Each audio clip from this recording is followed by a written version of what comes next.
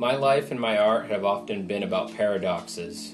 Much of what I do is about taking things that don't belong together and reassembling them into a new and unusual juxtaposition. For example, who would have thought that a piece of ice that's big enough to fit in the palm of your hand would have inspired a piece of artwork one day that was done in colored pencils? Drawing for me has always been a way of escaping from the pressures of the outside world, be it the pressures of my day job or my own personal problems.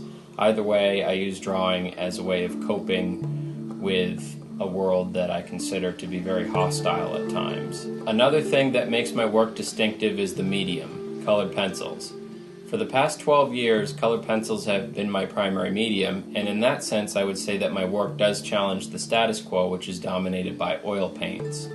In 2007, I visited Alaska, and I was absolutely mesmerized by the glaciers and icebergs that I saw during my time there.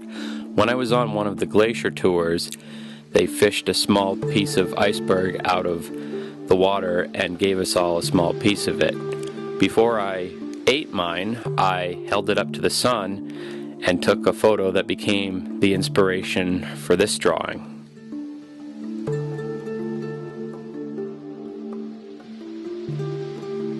I still keep some of these relics from my childhood as a way of reminding myself about my creative origins.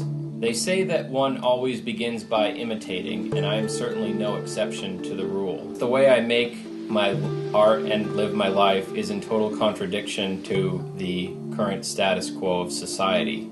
We live in a fast-paced, high-tech information age. I feel that as a direct result of that, many people have lost touch with the idea of patience as a virtue.